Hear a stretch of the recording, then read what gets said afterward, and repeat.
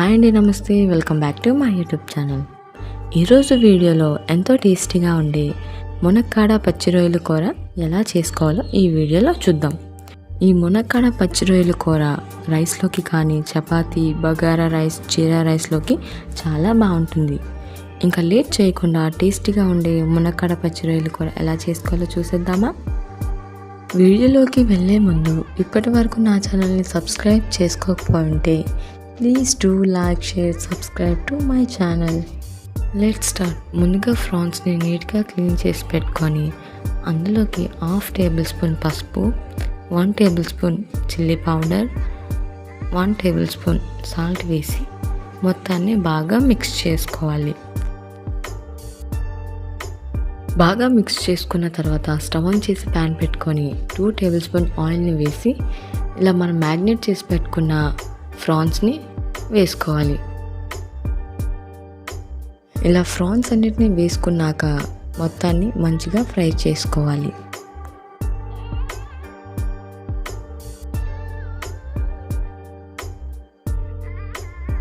ఈ ఫ్రాన్స్ అన్ని దగ్గర పడేంత వరకు కలుపుతూనే ఉండాలి.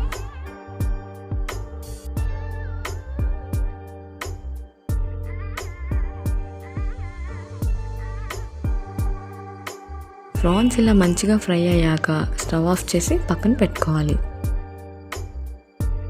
ఇప్పుడు మళ్ళీ స్టవ్ ఆన్ చేసి వేరొక ప్యాన్ పెట్టుకొని అందులోకి 1 టేబుల్ స్పూన్ ఆయిల్ని వేసుకొని ఆయిల్ బాగా హీట్ అయ్యాక 1/2 కప్ ఆనియన్స్ని వేసుకొని గోల్డెన్ బ్రౌన్లోకి వచ్చేంత వరకు బాగా మిక్స్ చేసుకోవాలి.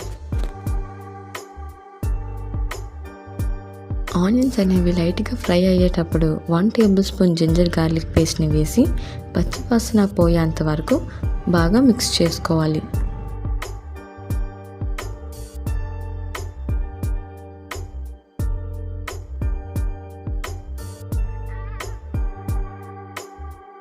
ఇలా మిక్స్ చేసుకున్న తర్వాత 2 మీడియం సైజ్ టమాటోస్ని చిన్న పీసెస్గా కట్ చేసుకొని యాడ్ చేసుకోవాలి.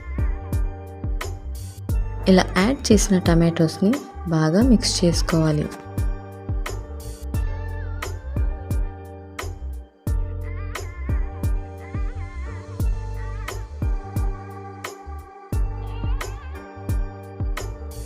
టమాటోస్ ఇలా మగ్గాక ఇందులోకి 1 కప్ దాకా మునక్కాయల్ని వేసి మొత్తాన్ని ఒకసారి బాగా మిక్స్ చేసుకోవాలి.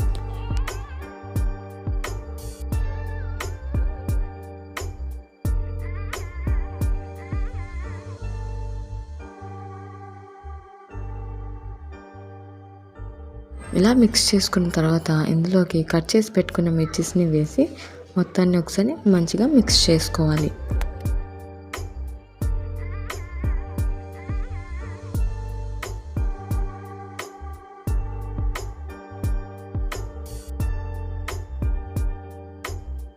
ఇప్పుడు దీనిలోకి 1 tablespoon red chilli powder, అలాగే 1/2 tablespoon turmeric powder and మీ టేస్ట్కి తగినంత సాల్ట్ వేసి మొత్తాన్ని మిక్స్ చేసుకోండి.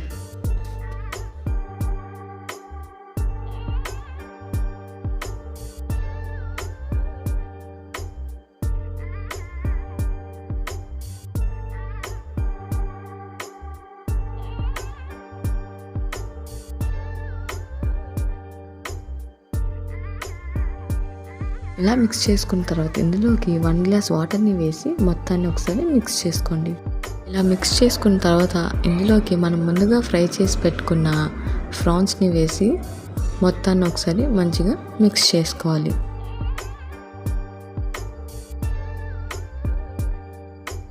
కర్రీ ఇలా దగ్గర పడ్డాక కొత్తిమీరతో గార్నిష్ చేసుకొని హాట్గా సర్వ్ చేసుకుంటే అంతే, వేడివేడిగా ఉండే మునక్కాడ పచ్చి రొయ్యల కూర రెడీ అయిపోతుంది. మంచి కలర్తో అండ్ సూపర్ టేస్టీగా ఉంటుంది.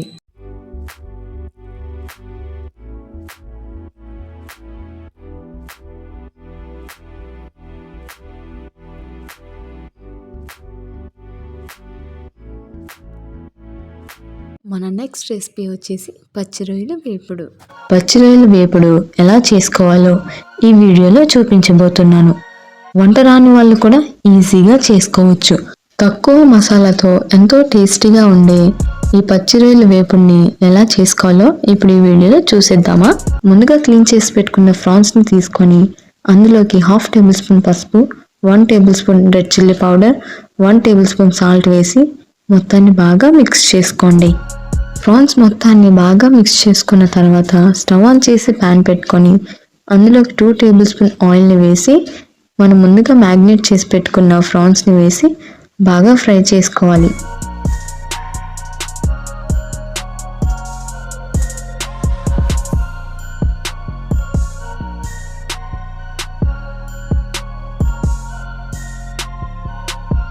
నేను చూపించే విధంగా ఇలా ఫ్రాన్స్ అన్ని దగ్గర పడేంత వరకు బాగా రోస్ట్ చేసుకోవాలి.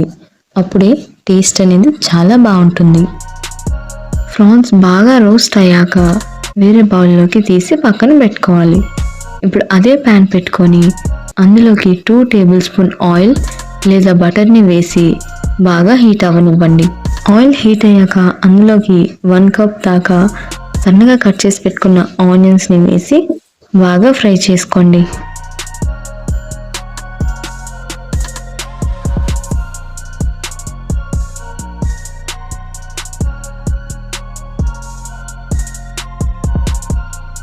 ఆనియన్స్ అనేవి గోల్డెన్ బ్రౌన్లోకి వచ్చేంత వరకు ఫ్రై చేసుకోవాలి.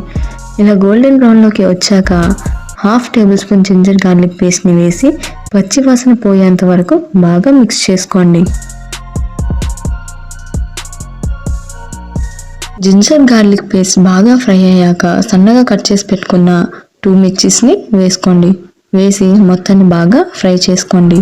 ఇలా ఫ్రై అయిన తర్వాత మీ టేస్ట్కి తగినంత సాల్ట్, అలాగే 1/2 టేబుల్ స్పూన్ కారం, 1/2 టేబుల్ స్పూన్ పసుపు వేసి మొత్తాన్ని బాగా ఫ్రై చేసుకోండి. ఇలా మిక్స్ చేసుకున్న తర్వాత కొద్దిగా గరం మసాలా వేసి మొత్తాన్ని మిక్స్ చేసుకోండి.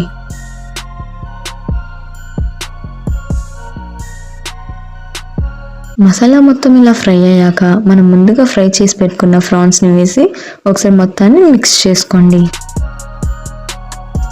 ఇలా మిక్స్ చేసుకున్న తర్వాత 1/2 కప్ వాటర్ని వేసి ఒకసారి బాగా కలుపుకోండి.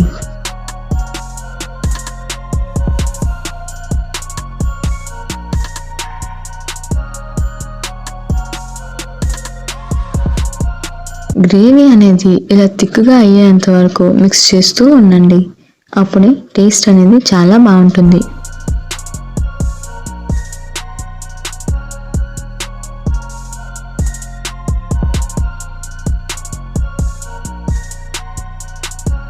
కర్రీ మొత్తం ఇలా దగ్గర పడ్డాక సన్నగా కట్ చేసి పెట్టుకున్న కొత్తిమీరతో గార్నిష్ చేసుకొని హాట్గా సర్వ్ చేసుకుంటే అంతే. టేస్ట్ అయితే చాలా బాగుంటుంది. ఈ పచ్చి రొయ్యల వేపుడు అనేది రైస్, చపాతీ, బగారా రైస్, పులావ్ దేనిలోకైనా పర్ఫెక్ట్గా సెట్ అయిపోతుంది. టేస్ట్ అంత బాగుంటుంది. మీరు కూడా తప్పకుండా ట్రై చేయండి.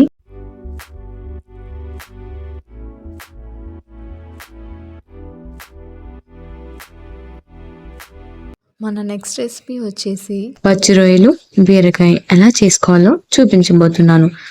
ఒక్కసారి నా స్టైల్లో చేసి చూడండి. టేస్ట్ అదిరిపోతుంది.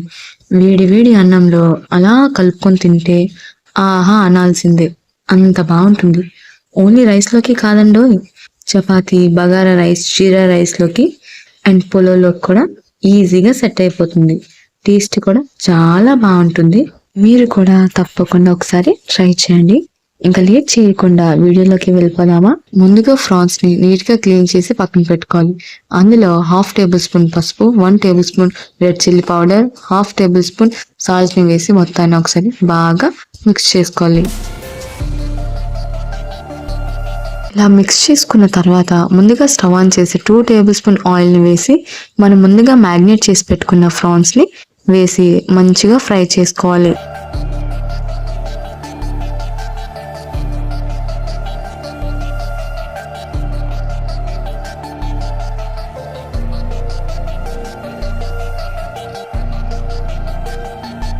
చూసారా, ఇలా మంచిగా ఫ్రై అయ్యాక స్టవ్ ఆఫ్ చేసి పక్కన పెట్టుకోవాలి.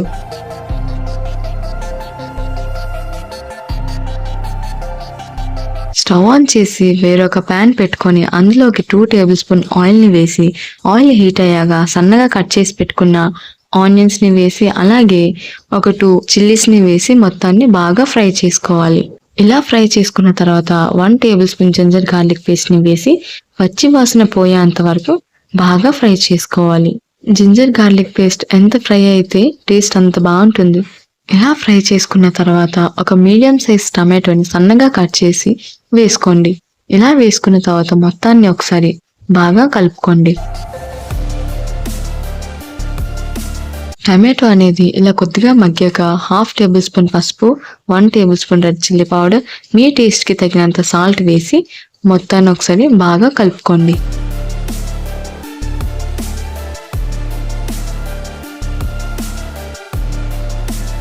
టమాటో అనేది ఇలా మగ్గాక 1/2 కప్ దాకా బీరకాయని సన్నగా కట్ చేసుకొని యాడ్ చేసుకోండి. ఇలా యాడ్ చేసుకున్న బీరకాయని మొత్తాన్ని ఒకసారి బాగా మిక్స్ చేసుకోండి. బీరకాయ అనేది తొందరగానే ఉడికిపోతుంది.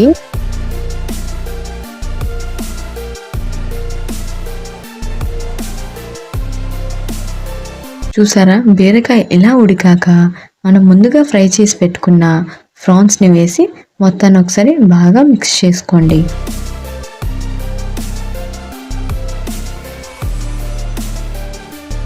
ఇలా మిక్స్ చేసుకున్న తర్వాత మీకు గ్రేవీలా కావాలంటే కొద్దిగా వాటర్ని వేసి ఉడికించుకోండి.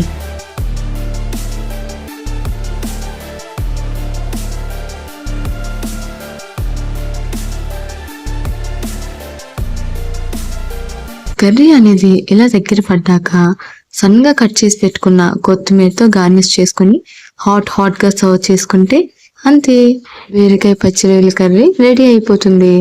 ఎంతో టేస్టీగా ఉండే ఈ బీరకాయ పచ్చి రొయ్యల్ని మీరు కూడా ఒకసారి తప్పకుండా ట్రై చేయండి.